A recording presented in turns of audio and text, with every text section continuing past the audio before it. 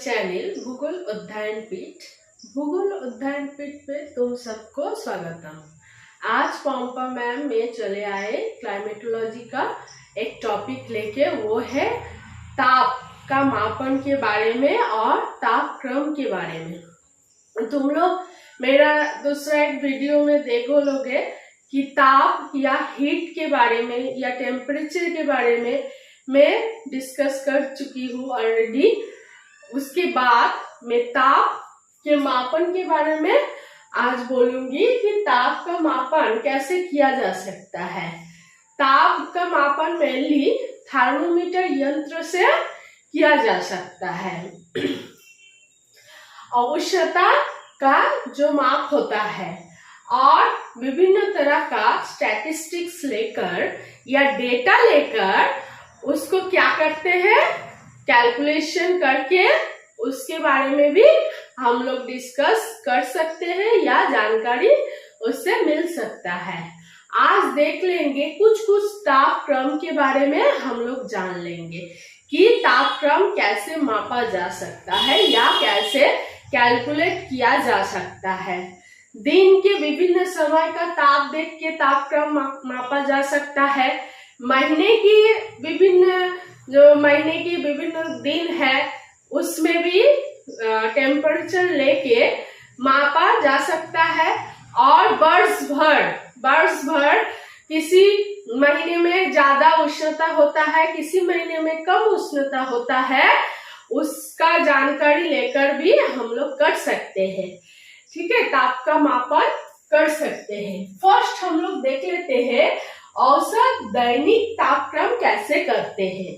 मतलब क्या, एवरेज कैसे कर सकते हैं। हम लोग जानते हैं एवरेज करने के लिए टोटल को डिवाइड किया जाता है नंबर ऑफ, इधर होता है कि दिन का जो तापक्रम होता है उसको डिवाइड किया जा सकता है 2 से, क्योंकि यहाँ हाईएस्ट वैल्यू और लोएस्ट वैल्यू मतलब उच्चतम और न्यूनतम दोनों को लेकर उसको डिवाइडेड बाय 2 करके, जैसे कि औसत दैनिक तापक्रम मापने के लिए हम लोग क्या करेंगे, दिन का विभिन्न समय विभिन्न तरह का तापमान हम पा सकते हैं। किसमें, थर्मोमीटर यंत्र में। थर्मोमीटर यंत्र में विभिन्न समय विभिन्न, सपोज तुम देखो कि सुबह एक हो सकता है कि सपोज 22 डिग्री सेल्सियस, ठीक है, तो तुम मिडिल ऑफ डे में चले आओ, दोपहर 12 बजे वहां पर 30 डिग्री सेल्सियस हुआ। फिर रात को चले जाओ, वहां टेम्परेचर कम होगा, ठीक है, मान लो कि 20 डिग्री सेल्सियस हो गया।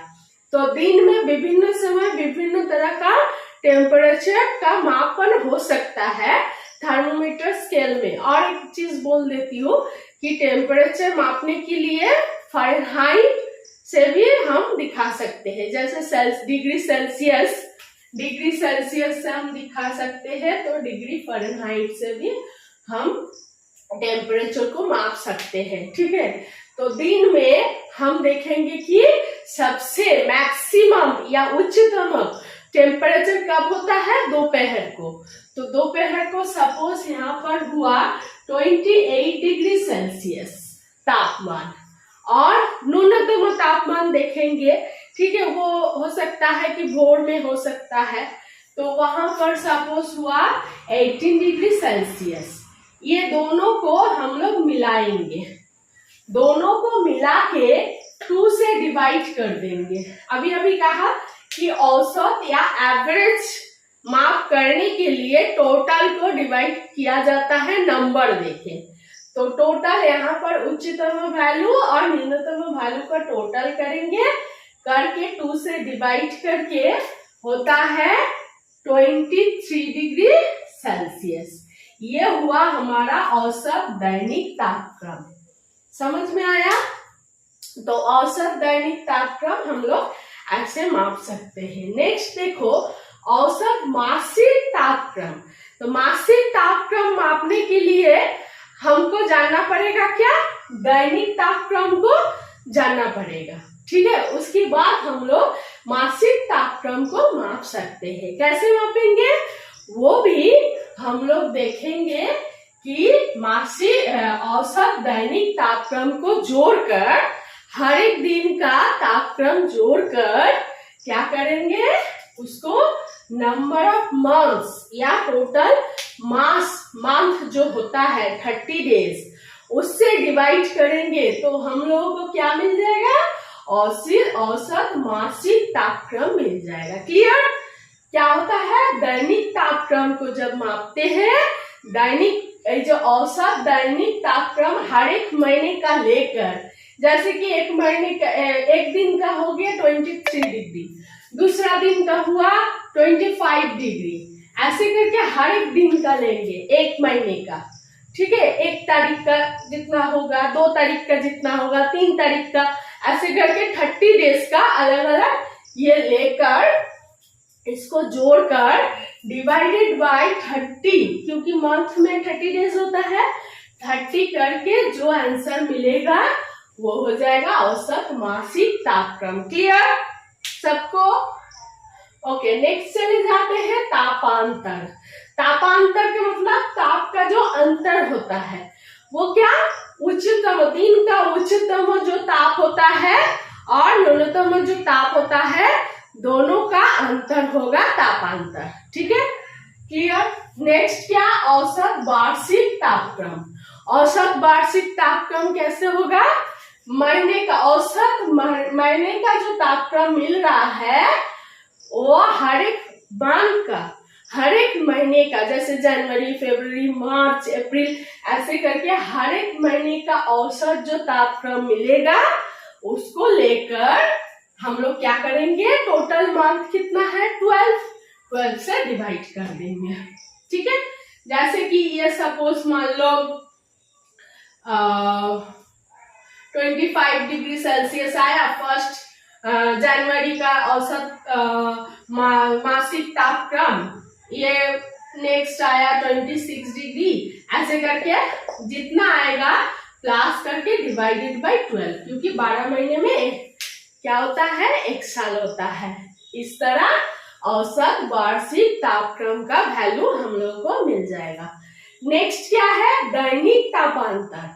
दैनिक तापांतर कैसे मिलेगा, वो क्या, वो मान लो दिन के हाईएस्ट जो तापमान है 28 डिग्री सेल्सियस और लोएस्ट कितना 18 डिग्री सेल्सियस, तो कितना हो गया 10 डिग्री सेल्सियस। ये माने हाईएस्ट उच्चतम वैल्यू और निम्नतम वैल्यू दोनों का अंतर होगा क्या, दैनिक तापांतर। क्लियर? नेक्स्ट क्या, वार्षिक तापांतर। वार्षिक तापांतर मापने के लिए एक साल में सबसे उच्चतम जो मंथ होता है उसका जो हाईएस्ट तापमान होता है और जो महीने ठंडा होता है शीतकाल, उसका लोएस्ट जो ताप होता है, दोनों का अंतर होता है क्या, वार्षिक तापांतर। मान लो किसी वर्ष में जून महीने में जून महीने की 2 तारीख को सबसे ज्यादा मैक्सिमम टेम्परेचर मिला, दिन के 1 बजे सपोज, कितना मिला 40 डिग्री सेल्सियस। और मान लो दिसंबर महीने में, ठीक है, दिसंबर महीने में 31 दिसंबर को क्या हुआ, तापमान सबसे कम हो गया, कितना हुआ, सपोज मान लो कि 12 डिग्री सेल्सियस हुआ। तो इन दोनों को माइनस करके जितना वैल्यू आएगा वो हो जाएगा क्या, वार्षिक तापांतर। क्लियर? तो यहाँ पर कितना होगा, या 28 डिग्री सेल्सियस, ये हो जाएगा हमारा वार्षिक तापांतर। ओके, तो आज हम लोग ताप का मापन और तापक्रम के बारे में डिस्कस किया। नेक्स्ट वीडियो में नेक्स्ट टॉपिक के बारे में डिस्कशन होगा। अगर ये तुम लोग को अच्छा लगे तो लाइक, शेयर और सब्सक्राइब कर देना। Thank you.